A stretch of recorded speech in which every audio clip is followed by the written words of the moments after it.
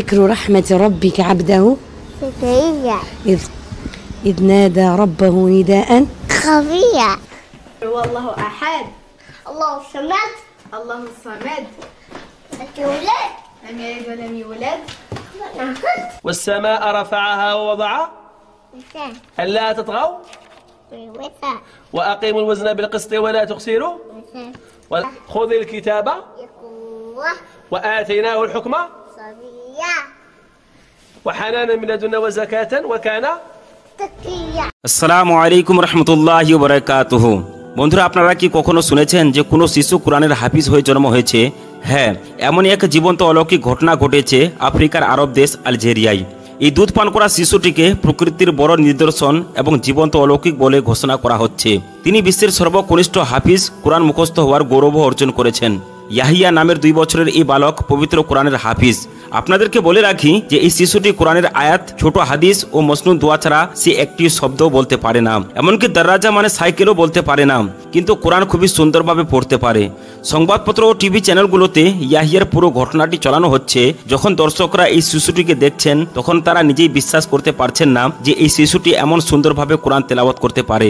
আলজেরিয়ার সবচেয়ে বড় সংবাদপত্র আল সুরুখ এই অলৌকিক শিশু ও তার বাবা মায়ের সাথে দেখা করে একটি বিস্তারিত রিপোর্ট ছাপায়। সেই রিপোর্টে তার মা বলেন, আমি একটি অদ্ভুত স্বপ্ন দেখেছিলাম। আমি দেখলাম একটি উঁচু ও সুন্দর জায়গা যেখানে কিছু নেক লোকেরা বসে আছেন। স্বপ্নে আমি তাদেরকে সাহাবী ভেবেছিলাম, কিন্তু এমন সময় এক ব্যক্তি আমাকে বললেন যে সাইয়েদনা সাদ ইবনে আবি ওয়াক্কাস রাদিয়াল্লাহু তাআলা আনহু আপনাকে ডাকছেন। আমি তার দিকে এগিয়ে গেলাম এবং সেই ব্যক্তি একজন সম্মানিত বুজুর্গের দিকে ইশারা করে বললেন, ইনি হলেন সাইয়েদনা আবু বকর সিদ্দিক রাদিয়াল্লাহু তাআলা আনহু। আমি যখন সাইয়েদনা সাদ ইবনে আবি ওয়াক্কাস রাদিয়াল্লাহু তাআলা আনহুর কাছে পৌঁছালাম তখন সেখানে একটি সাদা দেওয়াল ছিল যার মধ্যে একটি উজ্জ্বল মুক্তা লাগানো ছিল। সাইয়েদনা সাদ ইবনে আবি ওয়াক্কাস রাদিয়াল্লাহু তাআলা আনহু আমাকে বললেন, এই মুক্তাটি তোমার, এটিকে গ্রহণ করো। আর তাই সেই মুক্তাকে আমি নিয়ে নিলাম, যার পর আমার চোখ খুলে গেল। আমি এই অদ্ভুত স্বপ্নের ব্যাখ্যার জন্য একজন ভালো ধর্মীয় আলিমের কাছে যাওয়ার কথা ভাবছিলাম। ইতিমধ্যে আমি আরও একটি স্বপ্ন দেখলাম যে আমি কাবা শরীফের সামনে দাঁড়িয়ে আছি আর সবাই আমার জন্য জায়গা করে দিচ্ছে। আমাকে অত্যন্ত সম্মানের সাথে কাবা শরীফের ভিতরে নিয়ে যাওয়া হচ্ছে।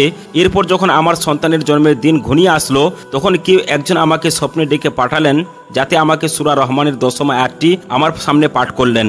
হে জাকারিয়া, আমরা তোমাকে একটি পুত্রের সুসংবাদ দিচ্ছি যার নাম হবে ইয়াহিয়া। এর আগে এই আয়াতটি আমার মনে ছিল না, তাই স্বপ্ন অনুসারে আমরা তার নাম রাখলাম ইয়াহিয়া। এই শিশুটির ডান হাতে 6টি আঙুল রয়েছে।